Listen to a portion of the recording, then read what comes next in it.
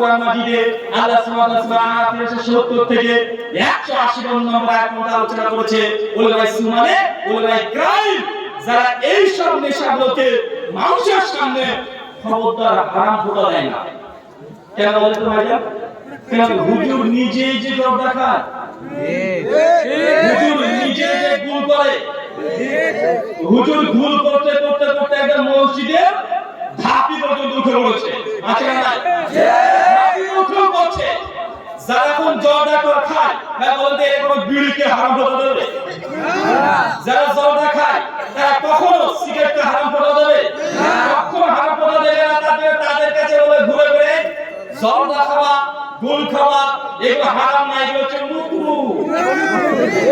ভাই বলে মুকরু, মাকরু শব্দ ঠিক ভাবে বলবেন, মুকরু।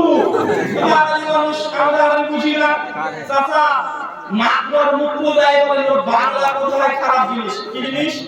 খারাপ জিনিস, নোংরা জিনিস, অপবিত্র জিনিস, অপছন্দনীয় জিনিস, মানে যত খারাপ মাকরু বাংলা সেগুলো। ব্যবস্থা আছে না? এখন হুজুর আপনারা মাকরু খায়, মানে হুজুর আপনারা খারাপ খায়। হুজুর কি খাচ্ছে? হুজুর খারাপ খাচ্ছে। তো ভাই যারা খারাপ খায়, যারা মাকরু খায়, তারা কি কখনো এটাকে হারাম ফোঁটা দেবে? না। সাধারণ মানুষ বিড়ি খেতে এখন হুজুরকে ধরে পিটবে। আপনি নিজে তো জর্দা পান খান, ওরা তো চিপে চিপে রস শুধু গিলে আপনি খান, আর আমরা তো বিড়ি খোর, আমরা কান দিয়ে ধোঁয়া বের করে দিই। এখন ভয়ঙ্কর বিষয় কোনটা? বিড়ি না জর্দা? আরে ভাই দুটোই সমান, শুকনো হোক আর কাঁচা দুটোই আবার, বিড়ি আর জর্দা দুটোই সমান। তারপর কোনটা থেকে কোনটা? মানে কাঁচা টাটকা আজকে যেটা হয়েছে, দেখছেন 3 দিন আগেকার ওটাকে দেখতে পাওয়া, মানে দেখলে ওটা ঘিন ঘিন করবে না, কিন্তু যেটা টাটকা একদম মাল ছেড়ে দিয়েছে ওটা দেখলে একটু বেশি খারাপ লাগে, লাগে না ভাইজান? জর্দা এটাকে আরো ভয়ঙ্কর। আর বিড়ি খোঁজে আছে, ও শুকনো ধোঁয়া টেনে বের করে দিচ্ছে, আর হুজুর যে একই কথা চিপি চিপি রসকে টেনে টেনে খাচ্ছে, আছে না নাই? আছে। আল্লাহ সুবহানাহু ওয়া তাআলা এইসব বলে ভাই ক্রাইম যারা আছে, যারা এখন পর্যন্ত জর্দাকে তারা হারাম মানুষের সামনে বলতে পারছে না, বিড়ি সিগারেট খাওয়াকে হারাম বলতে পারছে না, আল্লাহ এইসব বলে ভাই ক্রাইমকে তুমি হেফাজত করো। সবাই বলি আল্লাহুম্মা আমিন। ইবাদত আপনাকে প্রয়োজনে বলছি, ইবাদত দুই দিক থেকে। এক, জামাত পড়ানো ইবাদত, আল্লাহ যেটা হারাম করেছে হারাম মেনে নেওয়া, এটা হচ্ছে ইবাদত। সামনে আসছে 14 ফেব্রুয়ারি, কি আসছে? 14 ফেব্রুয়ারি। 14 ফেব্রুয়ারি কি দিন? ভালোবাসা দিবস। ভালোবাসা দিবস, ভ্যালেন্টাইন ডে। ভালোবাসা দিবস 14 ফেব্রুয়ারি। সহিহ বুখারী কিতাব সালাত হাদিস নম্বর 660, মাশহুর হাদিস আমরা সকলেই কম বেশি জানি। কিয়ামতের সময় আল্লাহ সুবহানাহু ওয়া তাআলা 7 শ্রেণীর মানুষকে নিজের আরশের স্থান দেবে। কোথায়? নিজের আরশের স্থান দেবে কিয়ামতের মাঠে 7 শ্রেণীর মানুষকে। 4 নম্বরে একটি কথাকে আল্লাহ নবী বলছেন, এমন কোন যুবকের কাছে যদি এমন কোন যুবক এসে বলে যে আসো আমি তোমার সঙ্গে ফিজিক্যালে যাই, শারীরিক সম্পর্ক করি, অথবা যুবক যুবতীকে বলছে যে আই লাভ ইউ, তোমাকে ভালোবাসি, তোমার সঙ্গে আমি প্রেম করতে চাই, যে কোনো হারামের কোনো প্রস্তাব দেয়, আর ওই যুবক যদি এই কথা বলে ইন্নী আখাফুল্লাহ, নিশ্চয়ই আমি আমার রব আল্লাহকে ভয় করি, এই কথা বলে যদি মেয়েটার সঙ্গে সম্পর্ক ব্রেক আপ করে দিতে পারে, আল্লাহ নবী বলেন কিয়ামতের মাঠে ওই যুবকের জন্য আল্লাহ সুবহানাহু ওয়া তাআলা আরশের স্থান রাখবেন। সুবহানাল্লাহ। আমরা বুঝতে পারলাম না, আমরা বাঙালি কোথায় সুবহানাল্লাহ বলতে এটাও জানি না। কেমন আছিস? ইনশাআল্লাহ। ভাই বাড়ি যাবি না? আলহামদুলিল্লাহ।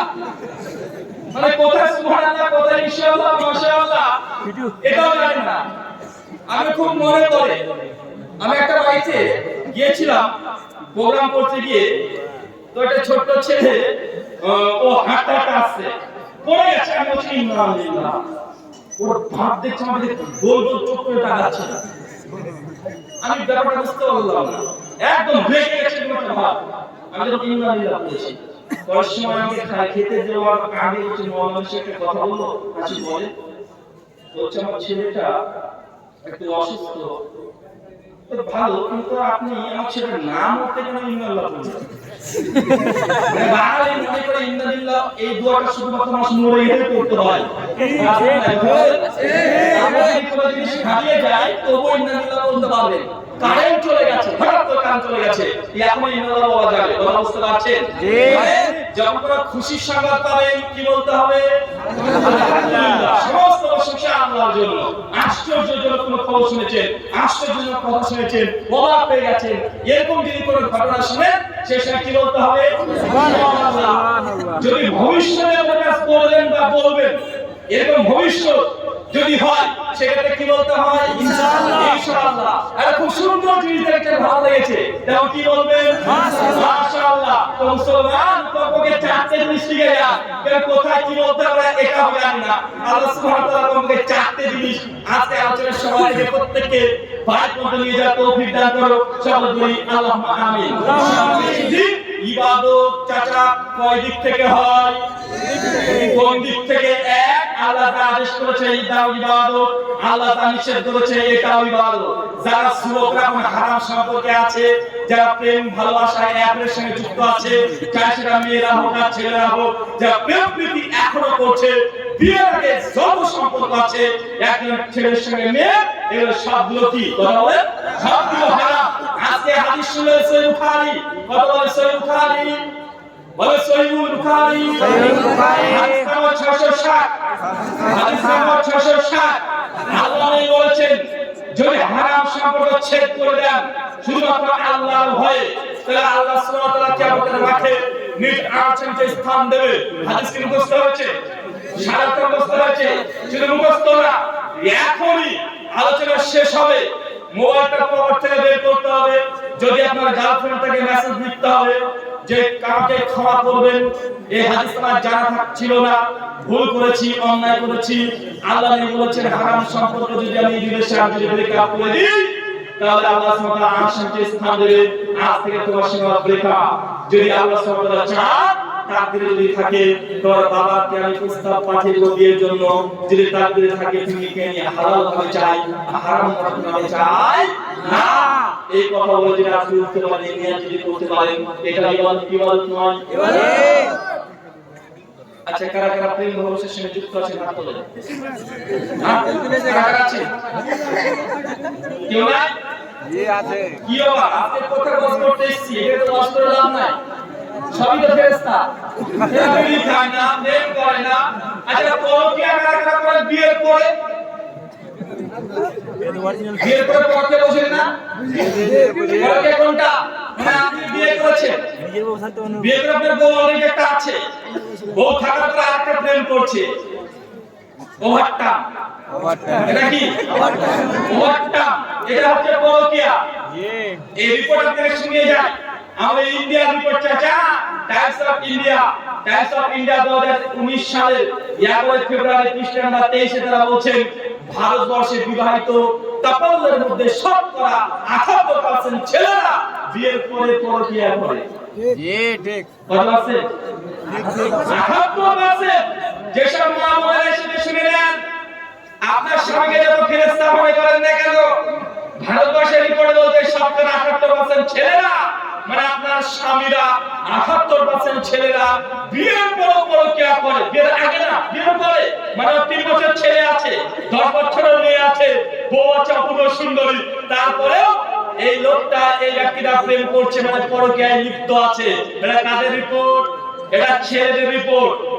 শুধু ছেলেদের নয়, মেয়েদেরও আছে। পরে বলছে শতকরা 68% মেয়েরা আছে যারা বিয়ের পরে পরকীয়া করে। জি, আপনি আজকে এখানে আছেন, দিল্লিতে কাজ করতে গিয়েছেন, 3 মাস আপনার খবর নাই, বাইরে বউ থেকে ধুয়ে গেছেন, ও তো জান্নাত থেকে হুর আসে না, ও তো ফেরেশতা না। 3 মাস 4 মাস 5 মাস 6 মাস নাই বাইরে, আপনি জেনে রাখবেন আপনার স্ত্রী ফোনে যে কার সঙ্গে গল্প করে, ভিডিও করে কথা বলে, আপনার সঙ্গে না, অন্য কোনো ছেলের সঙ্গে। ঠিক এটা কোচিং হচ্ছে না, আপনার কাছে হচ্ছে, এটা কোরআন হাদিসের কথা না, এটা ভারতবর্ষের রিপোর্ট বলছে। কি বলছে? এটা ভারতবর্ষের রিপোর্ট বলছে যে বিয়ের পর মেয়েরা 68% প্রেম করে, মানে দ্বিতীয় কোনো রিলেশন তাদের আছে।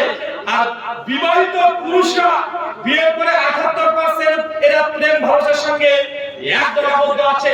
এখন আপনাদের মধ্যে যারা বিবাহিত মানুষ আছেন, তারা নিজের চেহারাটা আয়না দিয়ে দেখেন যে পরিশ্রমের ঠিক না ভুল, আপনি নিজেই বুঝে নেবেন। বিয়ের পরে কোনো না কোনো এক সময়তে আপনি দ্বিতীয় কোনো হারাম রিলেশন আপনি যুক্ত ছিলেন, আজকের এই হাদিস শোনার পরে যদি আপনি বলতে পারেন ইন্নী আখাফুল্লাহ, নিশ্চয়ই আমি আল্লাহকে ভয় করি, আল্লাহ আজ থেকে আমি হারাম সম্পর্ক ছিন্ন করে দিলাম, এই কথা বললে একটা চান্স পাওয়া যাবে কিয়ামতের মাঠে আল্লাহর আরশের নিচে স্থান পাবেন। কোথায়?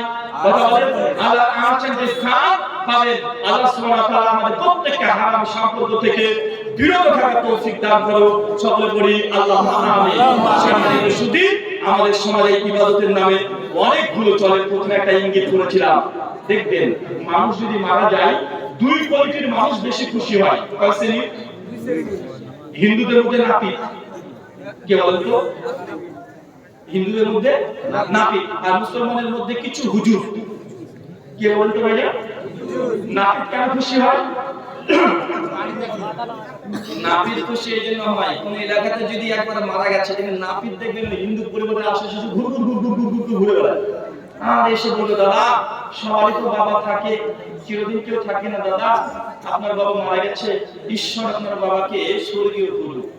এমন ভাবে দর্দ মাখা কণ্ঠে হৃদয় থেকে রক্তক্ষরণ হচ্ছে, এমন ভাব নিয়ে নাপিতে সে যে ব্যক্তি মারা গেছে তার ছেলে হোক বা তার অন্য রিলেটিভ কাউকে তাকে সান্ত্বনা দেয়। কেন জানেন? মানে সামনে সামনে ঘুরে বেড়ায় যে তুই তো নাপিত, তার মধ্যে কি লাগবে, মানে ওর আশা ওকে এই যে সহযোগিতা করছে, দর্দ মাখা কণ্ঠে কথা বলছে, উদ্দেশ্য এটা নয় তাকে সান্ত্বনা দেওয়া, উদ্দেশ্য যে তোর বাপ মারা গেছে, তোর বংশ এবং টাকলু করবো।